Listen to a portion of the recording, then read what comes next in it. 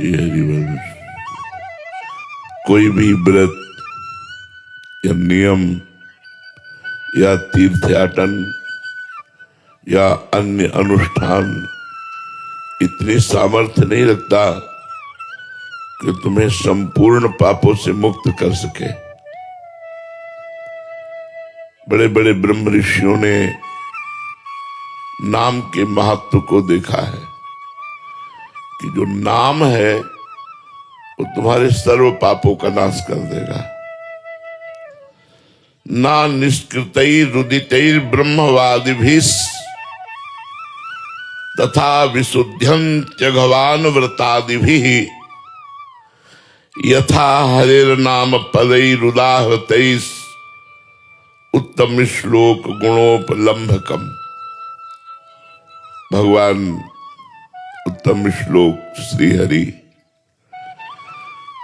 श्री राधा, इनके नाम में जो पाप नाश करने की, दुख नाश करने की सामर्थ्य है, बड़े बड़े ब्रह्म ऋषियों ने बड़े बड़े व्रत और अनुष्ठानों का वर्णन किया है, उनमें इतनी सामर्थ्य नहीं है। इसलिए पहले विश्वास करो। नाम संकीर्तनम यस्य सर्व पाप प्रणाशनम। भगवान का नाम जप, नाम कीर्तन इतना प्रभावशाली है कि तुम्हारे बड़े से बड़े घृणित जो घोर नरक भोगवाने वाले हैं उन सब पापों को नष्ट कर देगा। नाम जपते जपते भगवान के गुण और रूप दोनों प्रकाशित होते हैं। भगवान के गुणों का चिंतन होने लगता है और भगवान के रूप का दर्शन होने लगता है ध्यान में। जब आपका अधिक नाम जप होगा और आपके पाप कम होंगे तो भगवान के गुणों का चिंतन होता है। भगवान के नाम का जप करते करते भगवान के महान आकर्षणकारी सौंदर्य समुद्र सुख प्रदान करने वाले रूप की झलक आने लगती है। भगवान की नाम महिमा भगवान की दिव्य लीला में प्रवेश दिला देती है।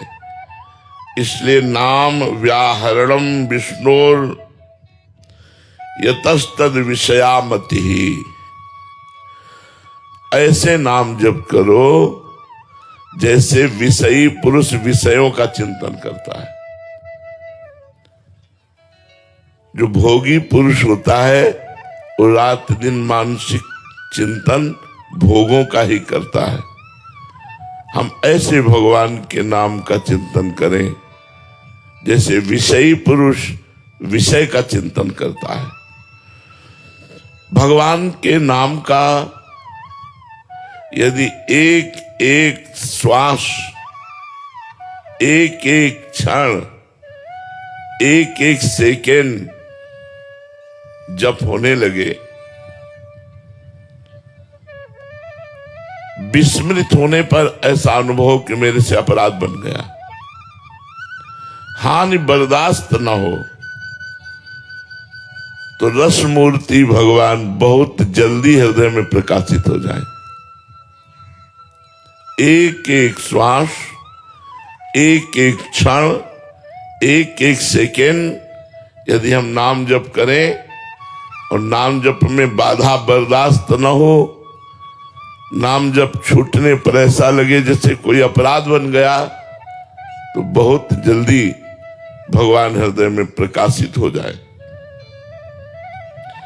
एकस्मिन् नप्यतिक्रांते मुहूर्ते ध्यान वर्जिते जस्भिर मुसिते नैव युक्तमा क्रंदितुम भ्रशम। बहुत ध्यान देने योग्य बात कर रहे। जैसे हमारे पास कोई धन हो और कोई लुटेरा लूट ले तो हम हाय हाय करने लगते हैं, ऐसे यदि हमारे नाम धन को लूटने के लिए काम, क्रोध, लोभ, मोह, मद, मत्सर ये उपाय करें तो हमें इनसे डरना चाहिए।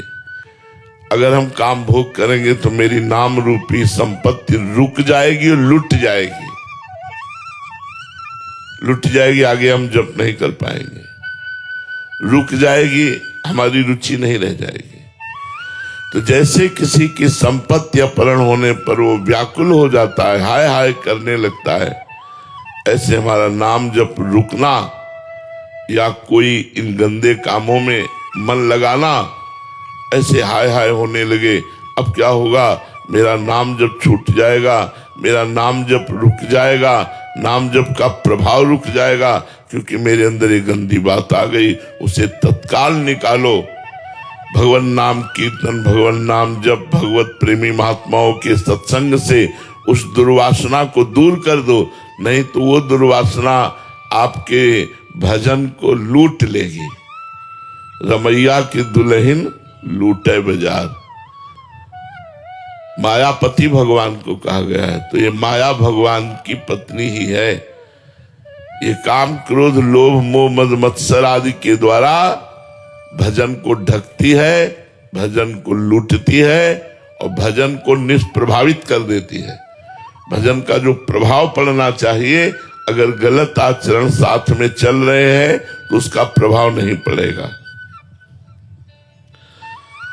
नाम स्मरण से ही कलयुग में भगवत प्राप्ति है।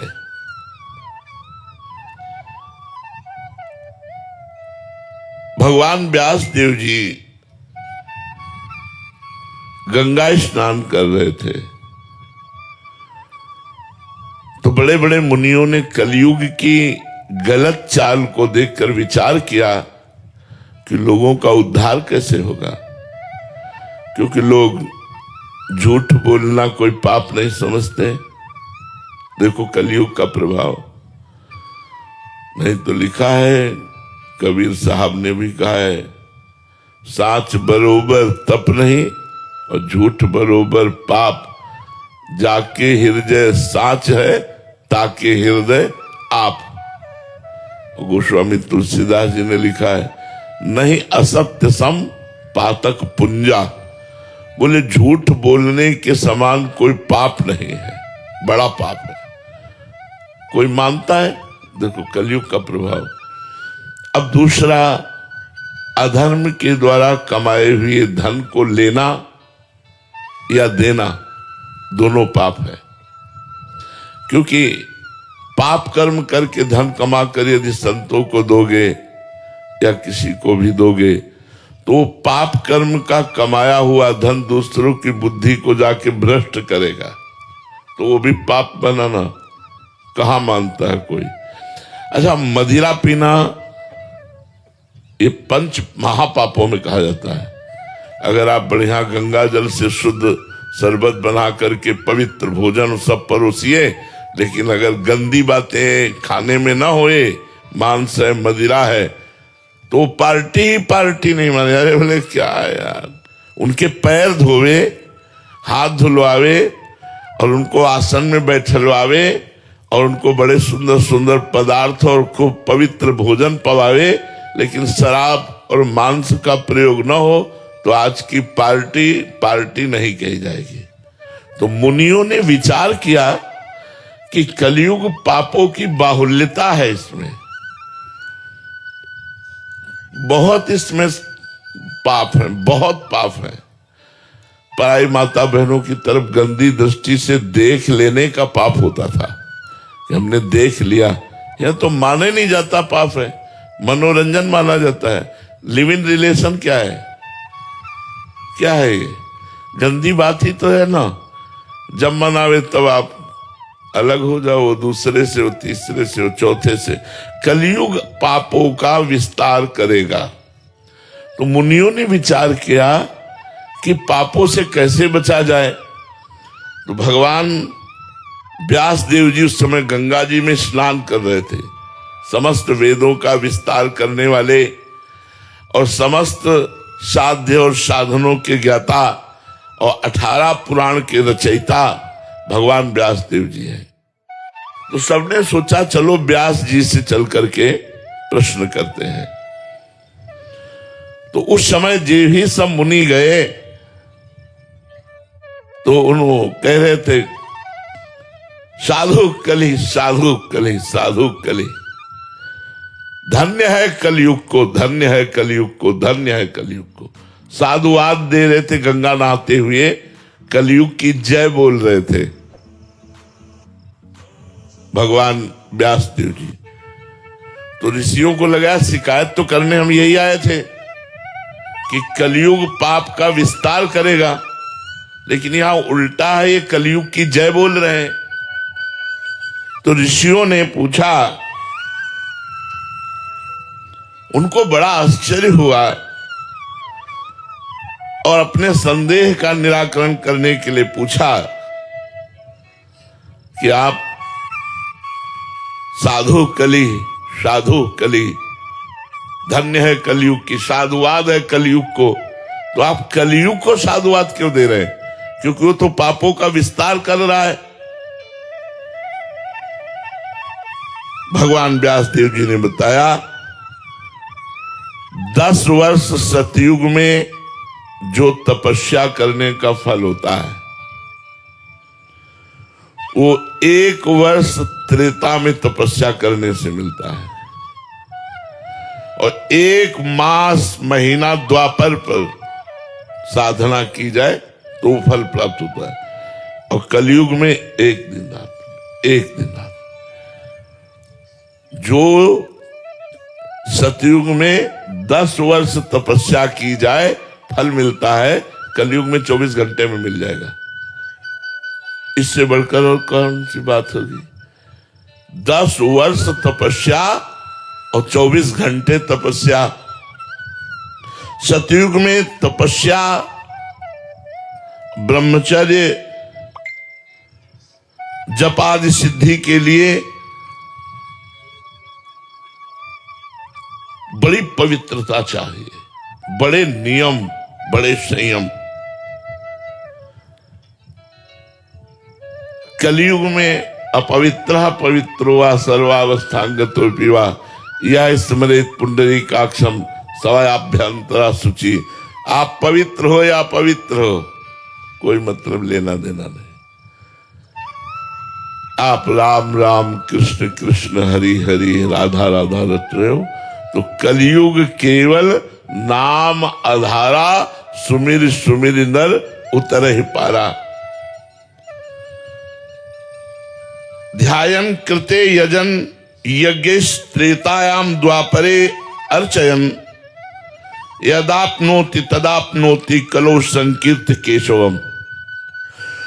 जो 10 वर्ष ध्यान करने से लगातार सतयुग में फल की प्राप्ति होती थी, वही वर्षों त्रेतायुग में यज्ञ का अनुष्ठान करने से, वही कई दिनों पूजा अर्चना का अनुष्ठान करने से द्वापर में, लेकिन कलयुग में 24 घंटे नाम संकीर्तन रखने से सब पापों का नाश हो